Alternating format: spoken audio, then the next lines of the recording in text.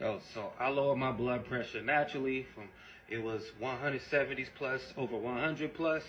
I got it down to a normal range naturally with no medicine.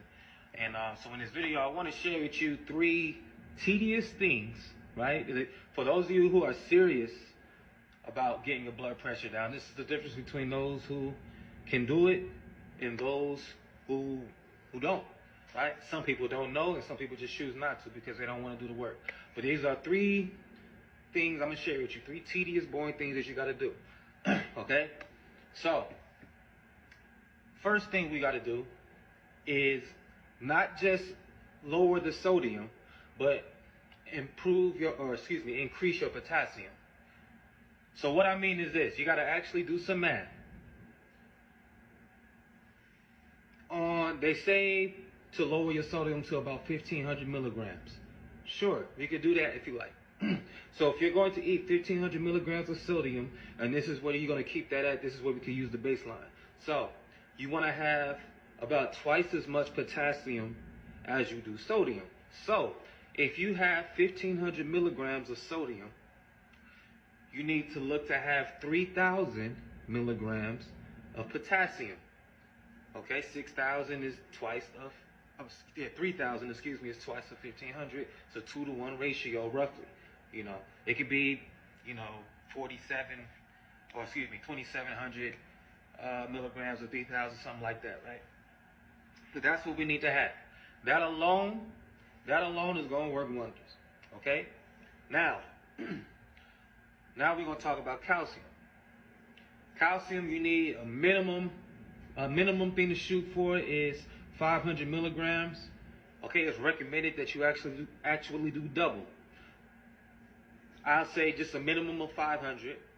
Perhaps you should listen to those who, whose job it is, I guess, to tell you. Look, this is what I'm going to tell you is more important. This is what I'm going to tell you is very important.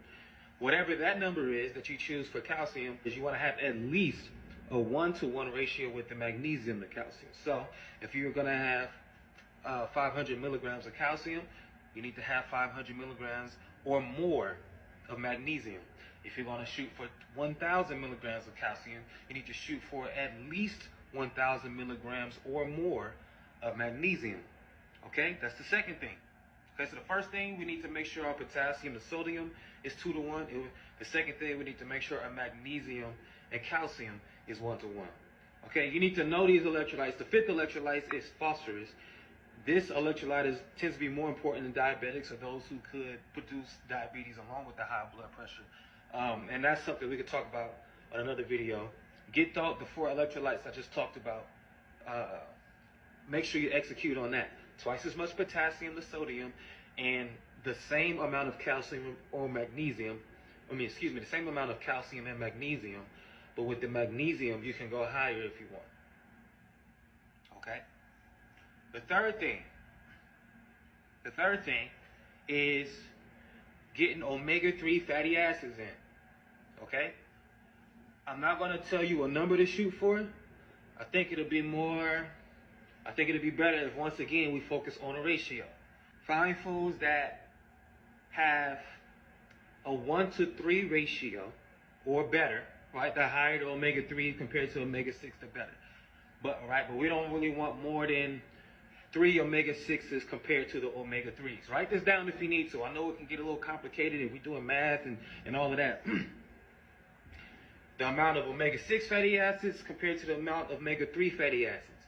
If it is 3 omega-6 fatty acids, we want at least 1 or more omega-3 fatty acids, okay? 3-to-1 ratio or 1-to-3 ratio. Okay, so if something is 60 milligrams or 60 whatever of omega-6 fatty acids, but just 3 milligrams of omega-3, that's way too, that's a 20-to-1, 60 divided by 3 is 20. We don't really want the ratios that crazy. If you try to keep that number as close or have foods with more omega-3s than omega-6s, and we focus on more of these foods to eat as much as we need to until you feel satiated, okay? We're not here. Last thing you want to do is starve yourself. When it comes to blood pressure, it's because of the lack of nutrients, the lack of circulation of nutrients to begin with, of how your blood pressure can get higher. because you're basically malnourished. Despite you eating all these foods and eating all these calories, there's not enough nutrients in them, right? You don't believe me? Do a fast.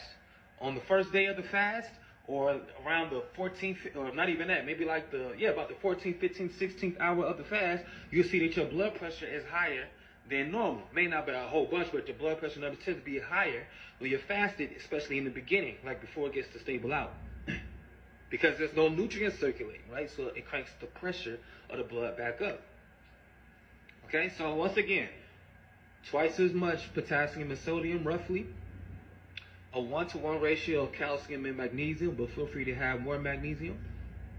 And then we want a 1-to-3 omega-3 fatty acids to omega-6 fatty acids ratio, or the omega-3s can be higher. The goal is to have more omega-3s than omega-6s. Okay? But you know, the standard recommended level is a 1-to-4. We're going to aim for 1-to-3. Okay? Write that down. Watch this video over again if you need to make sense. If you stick to this, if you focus on that and cut this out. Cut out fried foods and saturated fats. Saturated fats is what, and maybe you need to Google these things, right? I can only teach you so much in the video, but you know, things like butter and coconut oil, meat and dairy are sources of saturated fats. Of course, a whole bunch of processed foods is full of saturated fats. Look on the nutrition facts and look forward to say 0 or maybe like 1 gram or less on your saturated fats. You do that, you don't eat anything fried, and you stick to those 3 steps I just told you with balancing the potassium and sodium and all of that. Your blood pressure will get to normal levels.